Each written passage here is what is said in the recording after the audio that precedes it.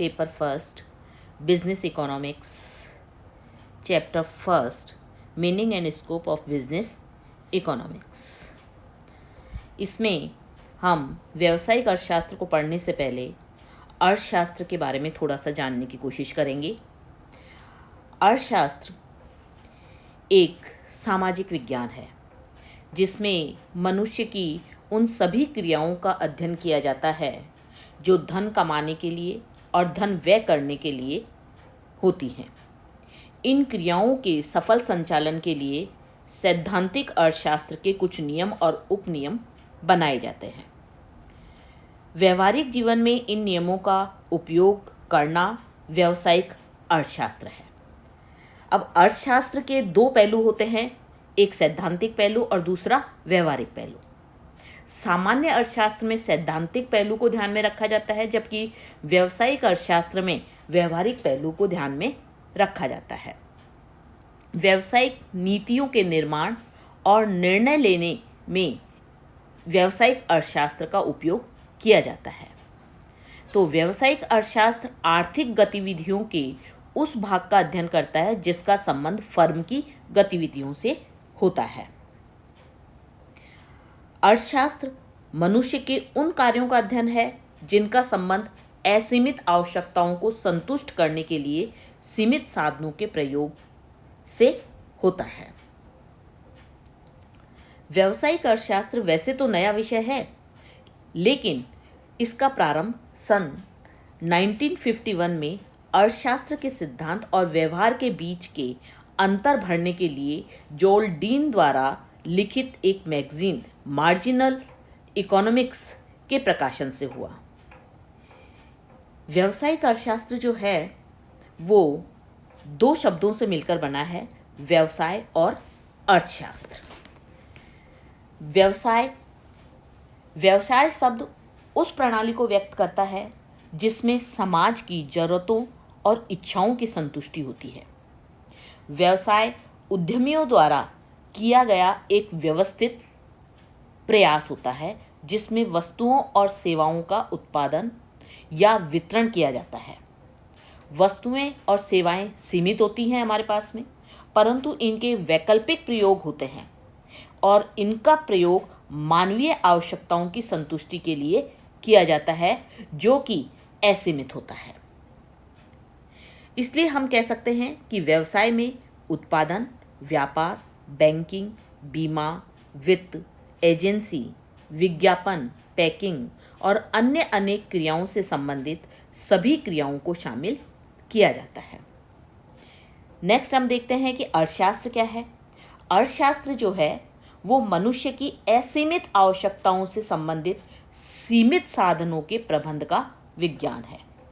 इसका संबंध जो होता है वो दुर्लभ साधनों के वैकल्पिक उपयोगों में बंटवारे की समस्या से होता है।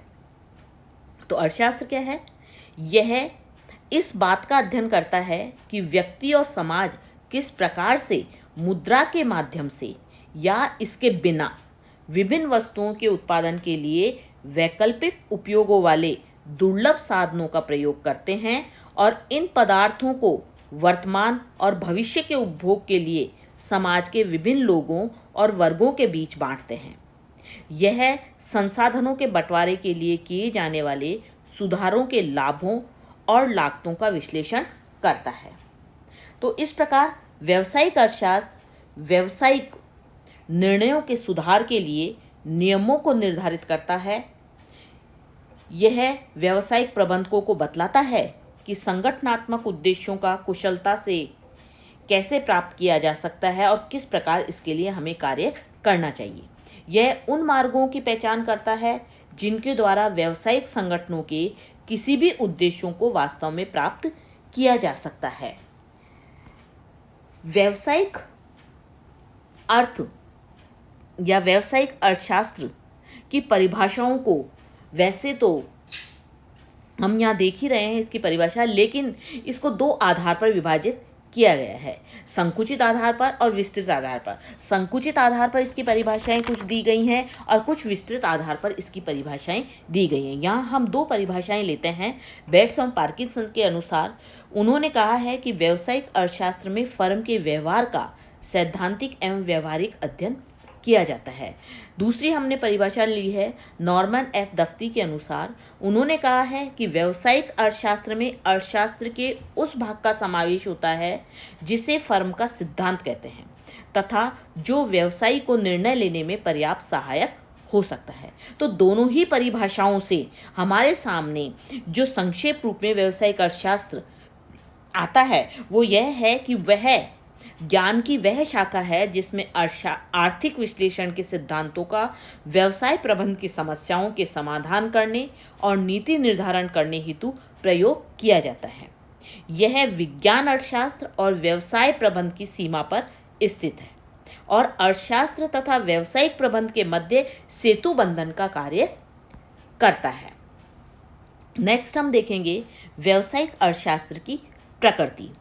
व्यावसायिक अर्थशास्त्र की जो प्रकृति होती है वह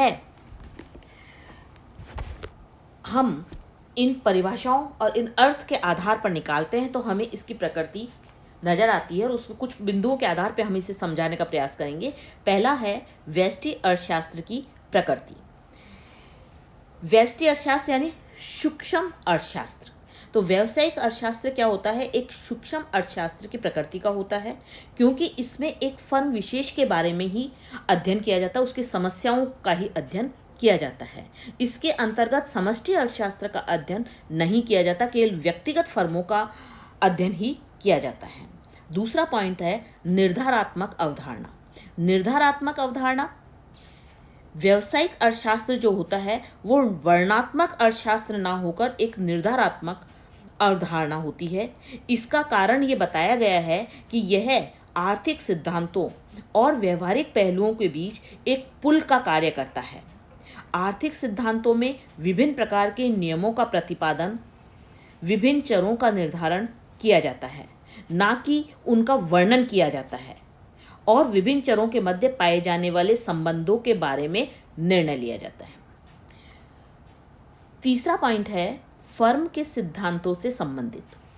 व्यावसायिक अर्थशास्त्र जो होता है वह फर्म के सिद्धांतों से ही संबंधित होता है। इसके लिए कहा गया है कि यह उन सभी अवधारणाओं, आर्थिक सिद्धांतों और मॉडल्स का प्रयोग करता है जिन्हें हम फर्म के सिद्धांत कहते हैं।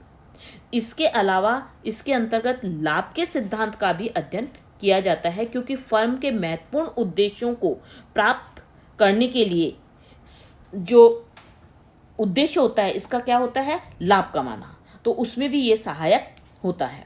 चौथा पॉइंट है समष्टि अर्थशास्त्र को समुचित महत्व। हालांकि व्यावसायिक अर्थशास्त्र की प्रकृति व्यष्टिमूलक होती है, लेकिन इसमें व्यक्तिगत फर्मों के व्यावसायिक निर्णयों और भावी योजनाओं में समष्टिमूलक तत्वों का निवास होता है या उनको महत्व दिया जाता है। जैसे कौन से होते हैं समष्टिमूलक तत्व? जैसे व्यापार चक्र, राष्ट्रीय आय लेखांकन, सरकार की विदेशी व्यापार नीति, मूल्य नीति, श्रम नीति, मौद्रिक नीति और राजकोषीय नीति।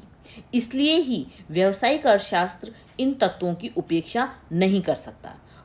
उसे इन समष्टिमूलक तत्वों का वैज्ञानिक विश्लेषण करके ही फर्म के निर्णयों को इनसे समायोजित करना होता है। नेक्स्ट है फिफ्थ पॉइंट निर्देशात्मक प्रकृति। व्यावसायिक अर्थशास्त्र की जो प्रकृति होती है वो निर्देशात्मक होती है, इसलिए इसके अंतर्गत आर्थिक सिद्धांतों के सैद्धांतिक पहलुओं का ही अध्ययन नहीं किया जाता, बल्कि इन सिद्धांतों के व्यवहारिक पहलुओं को स्पष्ट तौर पर समझाया गया है कि प्रबंधक क्या करे और क्या ना करे। छठा पॉइंट है प्रबंधकीय स्तर पर निर्णय।